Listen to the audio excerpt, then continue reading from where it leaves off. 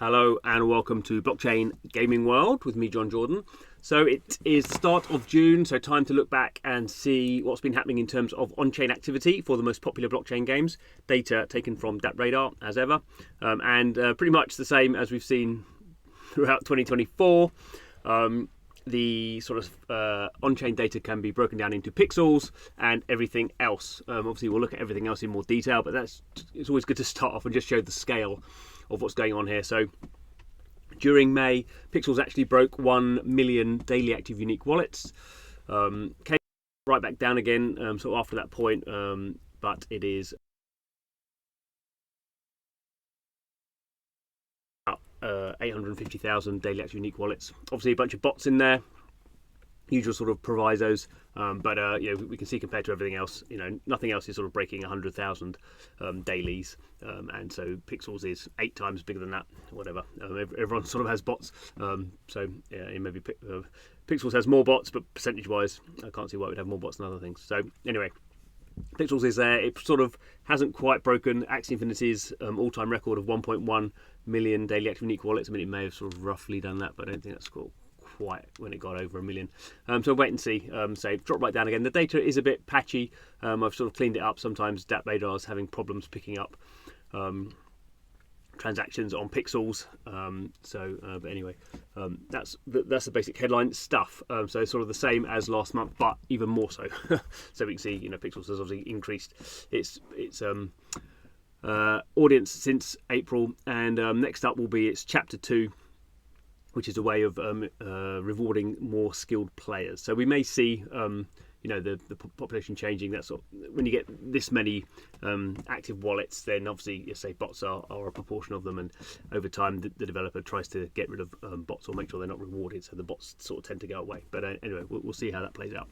I was going to just look at this one here as well. So this is a sort of a quite complicated or quite in-depth mixed panel data set, which is I think created by Pixel. Certainly people at Sky Mavis have been tweeting this. I'm not going to go into all this sort of detail, but it has a whole bunch of sort of stuff in the game, like how much Pixels, the in-game currency has been spent, some other stuff around. I don't even know what all these things are. This is the fees, people creating guilds and stuff, certain items.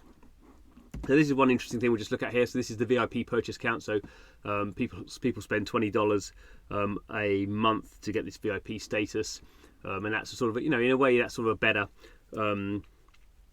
sort of a trend line to look at, because people are actually spending tokens to get this sort of in-game VIP status, which actually allows them to take tokens out, Pixel tokens out, and actually gives them a whole bunch of sort of stuff in-game as well.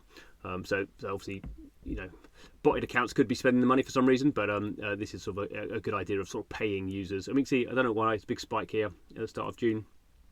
It's gone from about 1,500 a day to 4,000, so that's a pretty big spike. And even here, we're sort of seeing the sort of increase happening. So that's just backing up our sign that activity in Pixels is going up across different forms.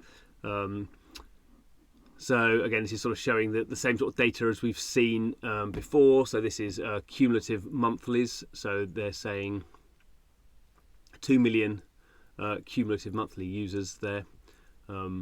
Here we have, this is sort of the same data as we were looking at from DappRadar. So the DappRadar sort of headline count here is the daily active unique wallets. That's this purple line here. So that peaks, let's have a look, you can quite get it there. That peaks at over 1 million.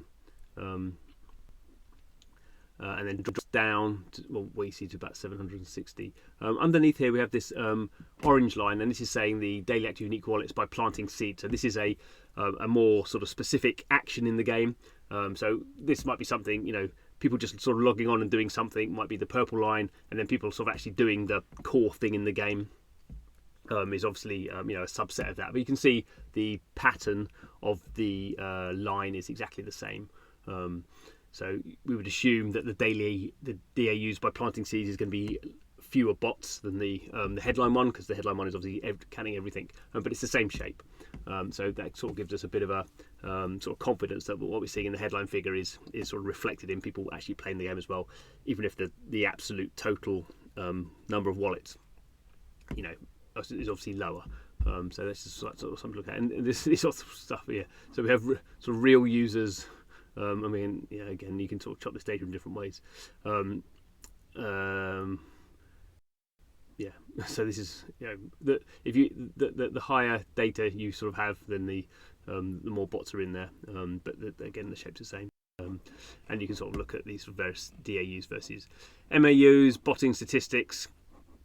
So it looks like they had a whole bunch of bots here, and maybe bots have gone away a little bit, but this is detected bots, so maybe the bots got cleverer. But the bot thing is always sort of there, and we can see, here this is a proportion of the average sort of so about 10% here. They think they're saying in this graph of bots. Yeah, maybe right, maybe wrong, but that's the attempt that they're making. So just the point here is there's more data about this sort of stuff, and obviously that radar and Mixpanel are all picking up the same raw data from the Ronin blockchain, and then there's obviously understanding analysis you put into actually what transactions are you measuring, what's actually going on here, and then you put a bit of interpretation on there. But the sort of the overall headline, I'm pretty happy, still stands that looking at pixels compared to anything else, pixels is miles bigger. Even if you halved it, pixels would be miles bigger than everything else.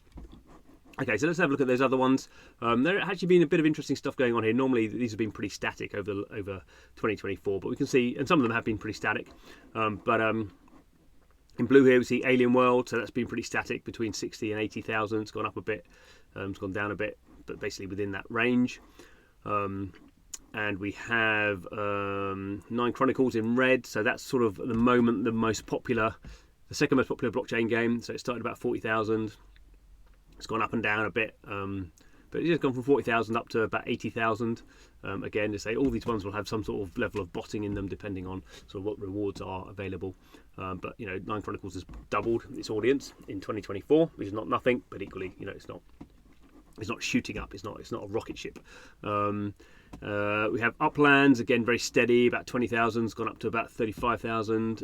It's grown a little bit during 2024, but again, not enormous. Axie Infinity is sort of interesting to look at. So it started the year about 15,000.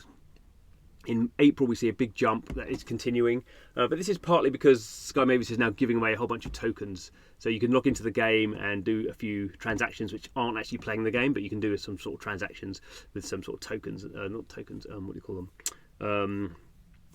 I can't remember the exact term, but anyway, there are sort of on-chain sort of assets, are tickets, I think, and you can sort of sacrifice these tickets and get some in-game sort of rune type stuff as well. So they're sort of they are encouraging people to do an on-chain transaction. You can get some, again, you can earn about 10p a day or something, 10 cents a day.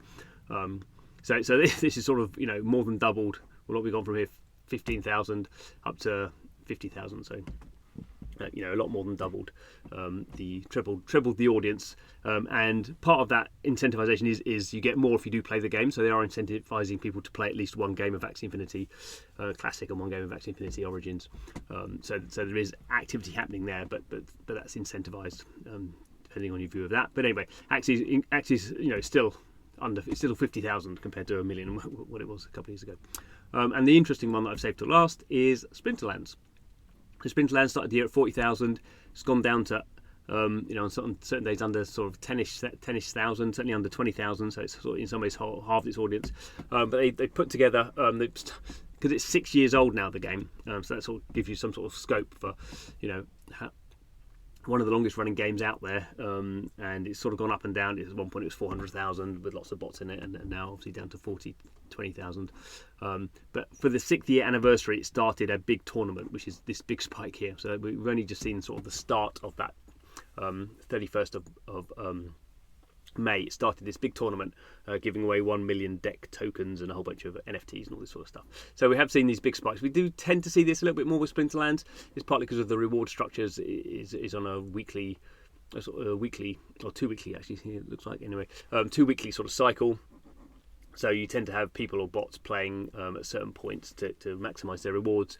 And now we've gone through this sort of cycle where they're trying to sort of reboot the game, 6th year anniversary, giving away a lot of stuff, and that can drive audiences. Doesn't seem to be interesting. The point of doing this will be, can it drive the daily audience when they're not giving away loads of stuff? So it's easy to give away loads of stuff and get a massive audience. probably because you've got loads of bots in there.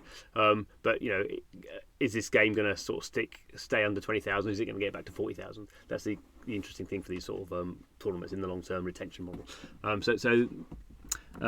Yeah, that's what's going on there. So there is a bit of detail with games like Splinterlands and Axie Infinity, but we're not seeing some massive sort of uplift where every blockchain game is doubling its audience. We're really not seeing that at all. Really only Pixels at the moment that is showing significant growth in 2024. Everything else sort of steady as she goes. Thanks for watching the video. See you next month.